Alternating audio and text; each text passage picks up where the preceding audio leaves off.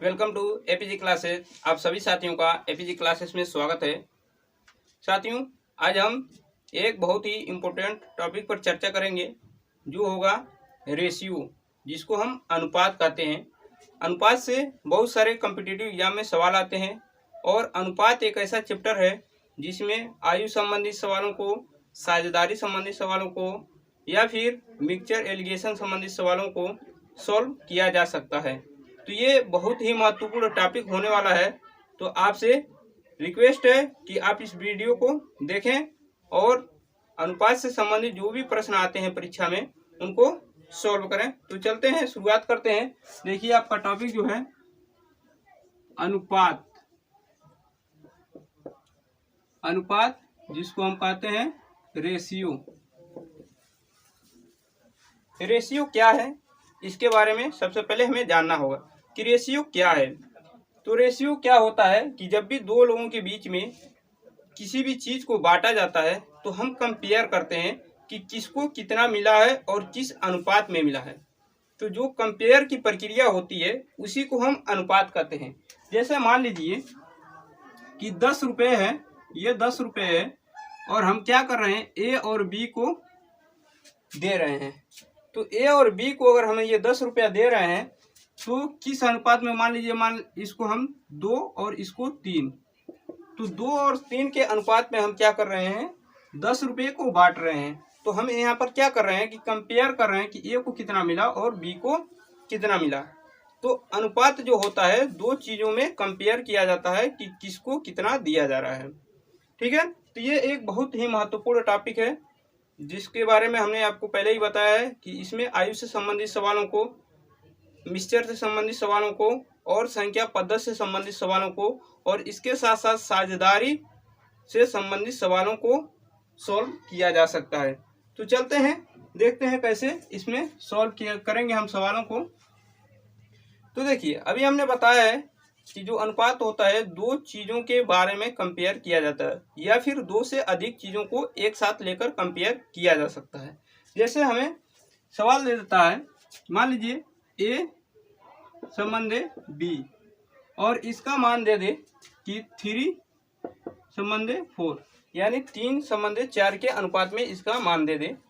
और फिर दे दे बी संबंधे सी और इसका मान दे दे 2 संबंधे 5, यानी 2 अनुपाते 5। ठीक है, इसको हम अनुपात कहते हैं। ठीक है ना, जिसको इंग्लिश में रेशियो भी कहते हैं। तो ए अनुपात बी इक्वल टू 3 अनुपात 3 अनुपात 4 और बी अनुपात सी बराबर 2 अनुपात 5। और हमसे अगर पूछ लिया जाए कि ए अनुपात सी का मान कितना होगा, हमसे पूछ लिया जाए ए अनुपात सी का मान कितना होगा, तो हम इसको कैसे सॉल्व करेंगे, इसको समझेंगे। देखिए, ये ए अनुपात बी, इसका मान दिया है 3 अनुपात 4।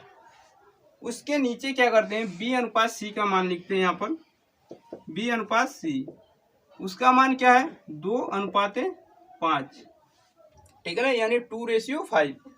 अब देखिए, हमसे पूछा गया है कि ए और सी में क्या रिलेशन है, क्या अनुपात है। तो इसको कैसे सॉल्व करेंगे। देखिए, जिसकी बात की जाए उसको हम लिखते हैं ए और रेशियो सी, जिसका पूछा जाए। तो मान लीजिए हमसे ए और सी का मान पूछा है तो हम क्या करते हैं, डायरेक्ट इसका इसमें और इसका इसमें डायरेक्ट मल्टीप्लाई कर देते हैं। तो 3 2 जा 6, यानी 3 दूनी 6 अनुपात 4 5 20।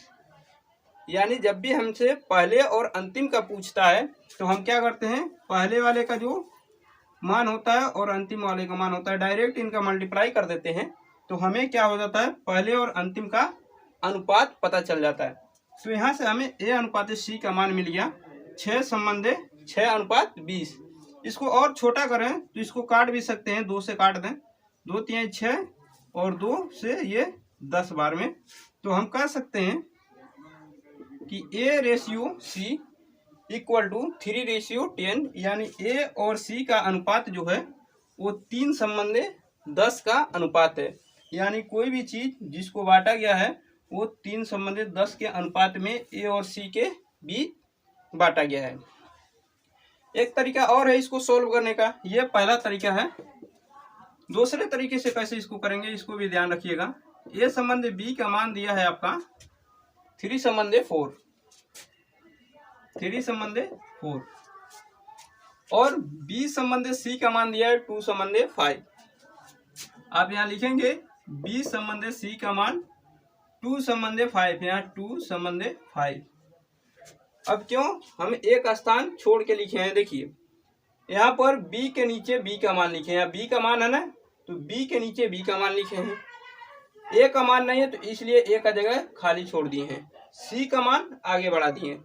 अब इसको कैसे सॉल्व करेंगे, देखिए ये जो खाली जगह है यहाँ पर हम भरेंगे ये वाला मान, जो b का मान है इसको भर देंगे, यहाँ पर अनुपात लगाएंगे, और ये जो खाली जगह है इसको भरेंगे, ये वाला b वाला मान यहाँ पर भर देंगे और अनुपात लगा देंगे।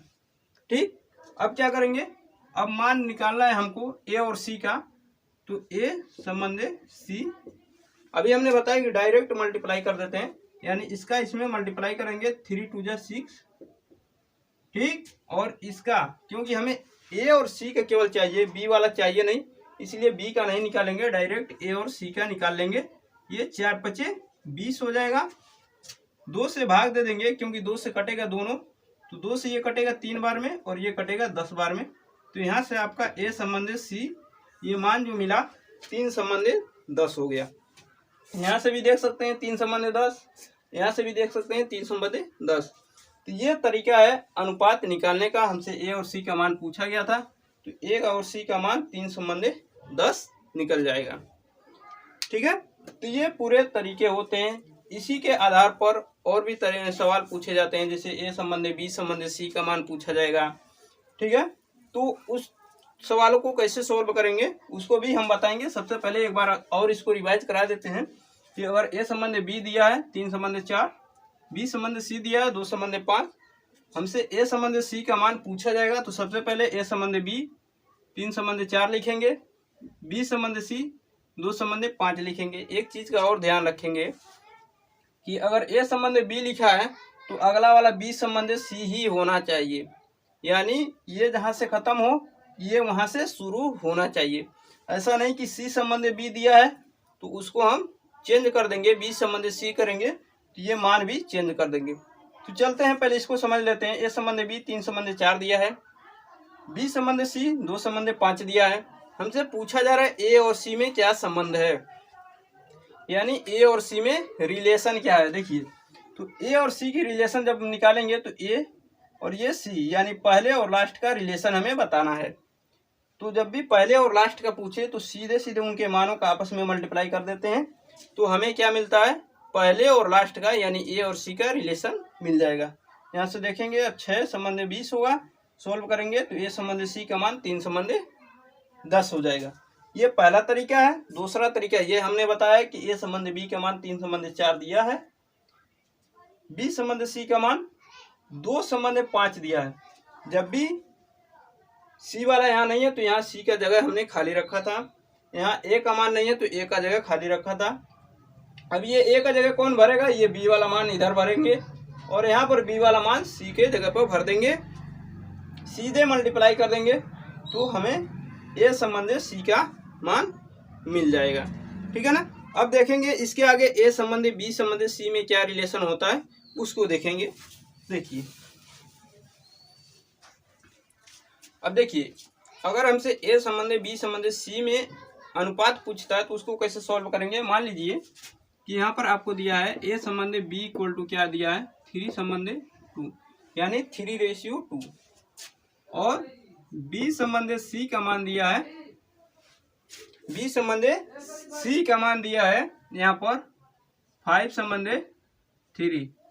ठीक है ना, यानी बी संबंध सी का मान जो दिया है 5 संबंध 3 दिया है। हमसे पूछा जा रहा है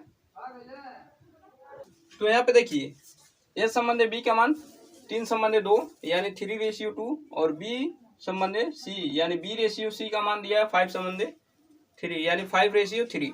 हमसे पूछा जा रहा है कि ए संबंध बी संबंध सी का मान कितना होगा, यानी ए और बी और सी में हमें रिलेशन बताना है। तो देखिए इसको कैसे सॉल्व करेंगे। सबसे पहले हम क्या करेंगे, a/b इक्वल टू 3:2 ठीक। उसके नीचे लिखेंगे B/C इक्वल टू 5/3। हमसे पूछा गया है कि A/B/C का मान पूछा गया है। तो देखिए, जब भी हमसे A, B और C इन तीनों में संबंध पूछे तो सबसे पहले हम A का मान निकालने के लिए सीधा गुणा करेंगे, तो ये A का मान निकलेगा 15। अब B का मान निकालने के लिए इसका इधर गुणा करेंगे, ठीक है, तो 2 का 5 में गुणा करेंगे 10 हो जाएगा। और फिर C का मान निकालने के लिए फिर सीधा गुणा कर देंगे, तो 2 3 6 हो जाएगा, ठीक है। तो यहाँ से A, B, C का मान हमारा कितना मिला, 15 संबंधे 10 संबंधे 6, या फिर 50/10/6 के अनुपात में हमें क्या मिला, A, B, C में रिलेशन मिला, ठीक है। ये आपका पहला तरीका होता है, एक बार ध्यान रख लीजिएगा। A संबंध B संबंध C में जब भी अनुपात पूछेगा, A के लिए सीधे गुणा कर देंगे, 3 का 5 में 15 हो जाएगा। B के लिए ये तिर्यक गुणा करेंगे तिरछा, यानी 2 का 5 में 10 हो जाएगा। और फिर C के लिए 2 का 3 में गुणा कर देंगे 6 हो जाएगा। एक तरीका और होगा आपके लिए, ये A संबंध B का मान आपको दिया गया है 3 संबंध 2, और B संबंध C का मान दिया हुआ है 5 संबंध 3। B संबंध C का मान दिया हुआ आपका 5 संबंध 3। यहाँ पर देखिए, हमने C का जगह छोड़ा है और यहाँ पर A का जगह छोड़ा है। तो यहाँ पर जो C का जगह छोड़े हैं, ये B वाला ही मान यहाँ पर रख देंगे।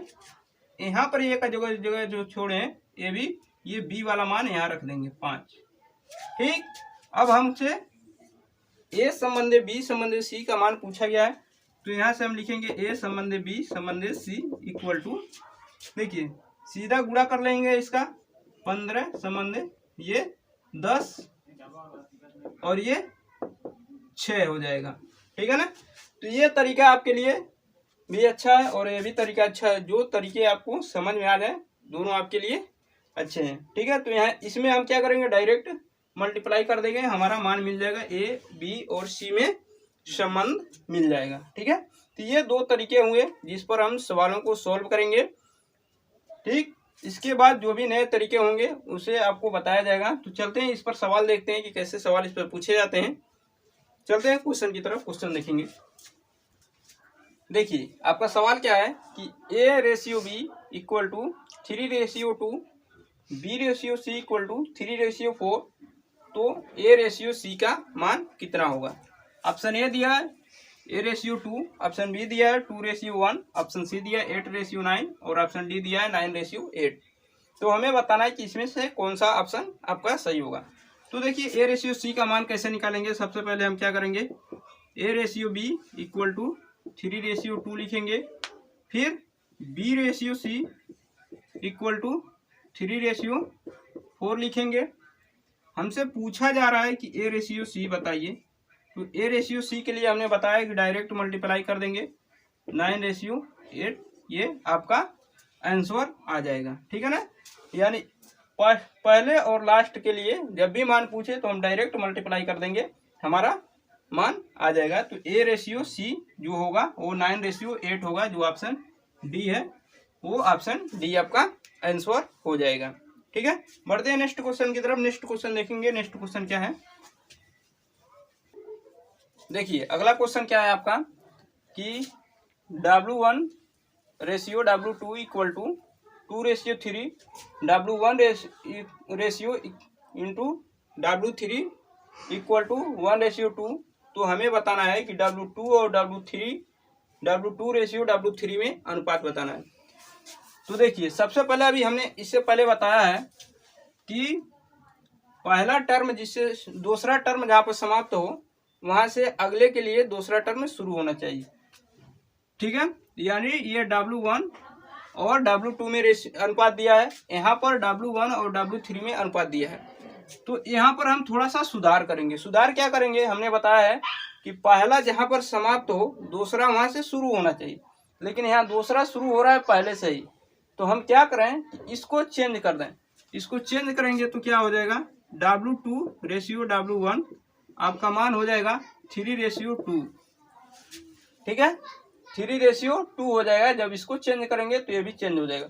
और यहाँ पर दिया गया है W1:W3। ये कितना है आपका 1:2। इसको नहीं चेंज करेंगे। हमने बताया कि पहले वाले का जहां पर अंत हो दूसरे वाले वहां से शुरू होना चाहिए। तो आप देखेंगे चेंज करने पर पहले का अंत जहां पर हो रहा है वहां से दूसरे वाला शुरू हो रहा है। ठीक है, तो इसको ध्यान रखिएगा। जब तक ये नहीं होगा तब तक हमारा आंसर नहीं आ सकता है। चलिए अब यहाँ से देखेंगे, हमसे W2 और W3 में रिलेशन पूछा गया है। तो यहाँ से W2 और W3 में रिलेशन हम निकाल सकते हैं। ये देखिए W2 और ये W3। तो यहाँ से यानी पहले W2 और W3 में रिलेशन हमने निकालने के लिए बताया कि पहला और अंतिम का रिलेशन जब पूछेगा तो डायरेक्ट मल्टीप्लाई कर देंगे। 3 का 1 में मल्टीप्लाई करेंगे 3 और 2 का 2 में मल्टीप्लाई करेंगे 4। तो ये आपका हो गया W2 और W3 में रिलेशन 3:4, जो ऑप्शन ए हो जाएगा। तो इसको ध्यान रखिएगा कि ये W1 और W2 में रिलेशन दिया है और ये W1 और W3 में रिलेशन दिया है। तो इसको हम कन्वर्ट कर देंगे W2 रिलेशन W1। तो ये भी चेंज हो जाएगा और उसके बाद सॉल्व करेंगे तो W2 और W3 में रिलेशन आराम से आपको मिल जाएगा। तो यहाँ से आपका जो ऑप्शन है 3:4 जो होगा वो आपका आंसर हो जाएगा। बढ़ते हैं नेक्स्ट क्वेश्चन की तरफ। नेक्स्ट क्वेश्चन देखेंगे। देखिए अगला क्वेश्चन क्या है आपका कि यदि 2a = 3b तथा 4b = 5c तो a और c में रिलेशन हमें बताना है, यानी a:c का मान कितना होगा। तो देखिए इसको कैसे सॉल्व करेंगे। ऑप्शन ए दिया है 4:3, ऑप्शन बी दिया है 8:50, ऑप्शन सी दिया है 3:4 और ऑप्शन डी दिया है 50:8। तो देखिए इसको सॉल्व कैसे करेंगे। ये देखिए 2a = 3b, यहाँ से हम a नीचे ले आएंगे b को तो a:b, 2 को इधर डिवाइड करेंगे तो 3:2। ठीक है ना, ये a:b का मान निकल गया। अब फिर यहाँ से 4b = 5c दिया गया है। तो यहाँ से b नीचे c लाएंगे तो यानी b:c, 4 से इधर डिवाइड करेंगे तो 5:4। ये मिल जाएगा आपको b और c में रिलेशन। हमसे पूछा गया a और c में रिलेशन। तो यहाँ देखिए ये वाला मान हम उठा के यहाँ लिख रहे हैं b:c = 5:4। ठीक है, देखिए इस बात को ध्यान रखिए a b, यहाँ से b और c, यानी जहां पर पहला खत्म हो वहां से दूसरा शुरू होना चाहिए। इसको ध्यान रखिए। अब देखिए हमसे a और c में रिलेशन पूछा गया है। तो ये पहला है a और c है क्या लास्ट। तो इसके लिए हमने बताया है कि जब पहले और अंतिम में संबंध पूछे तो डायरेक्ट उनका मल्टीप्लाई कर देंगे। यानी 3 का 5 में गुणा करेंगे 15, 4 का 2 में गुणा करेंगे 8। तो हमारा अनुपात क्या होगा, a और c में अनुपात क्या होगा, 15 और 8 का अनुपात होगा। यानी 15:8, जो आपका ऑप्शन डी हो जाएगा। ठीक है, ये आपका ऑप्शन डी होगा। चलते हैं नेक्स्ट क्वेश्चन की तरफ। नेक्स्ट क्वेश्चन देखेंगे। नेक्स्ट क्वेश्चन क्या है, देखिए आपका क्वेश्चन क्या है कि a:b = 3:4, b:c = 4:7 तो a + b + c/c का मान कितना होगा। ठीक है, तो देखिए इसको कैसे सॉल्व करेंगे। सबसे पहले a:b = आपका दिया है 3:4 और b:c का मान दिया है, b:c का मान दिया है 4:7।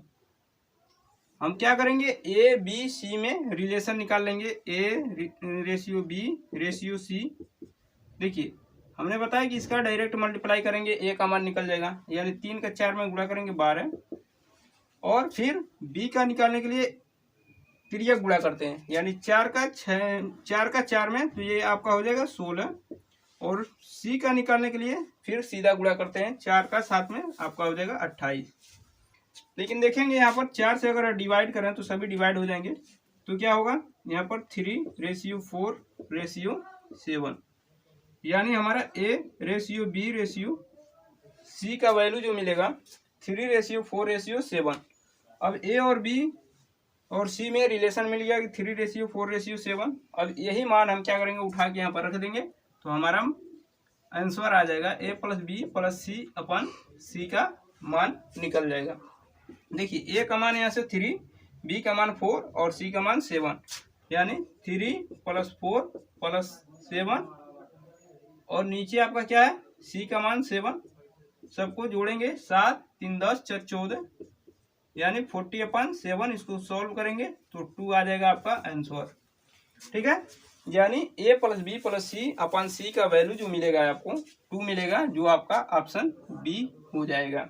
ठीक है, चलते हैं नेक्स्ट क्वेश्चन की तरफ। नेक्स्ट क्वेश्चन देखेंगे। नेक्स्ट क्वेश्चन क्या है, देखिए अगला क्वेश्चन है, यदि a का 60% b का 3/4 हो तो a और b में रिलेशन क्या होगा, यानी a रेशियो b का मान कितना होगा।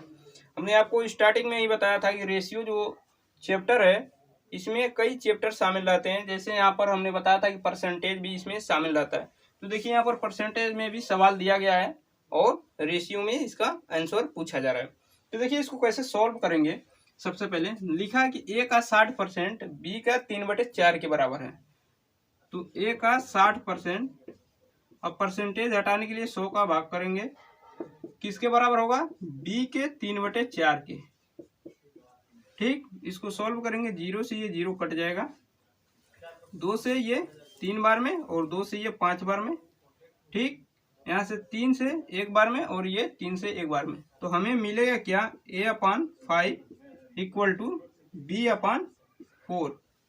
ठीक, इसको जब सॉल्व करेंगे हम आगे तो देखिए b को इधर ले आएंगे तो a रेशियो b आपका हो जाएगा और 5 इधर आके 5 रेशियो 4 बन जाएगा।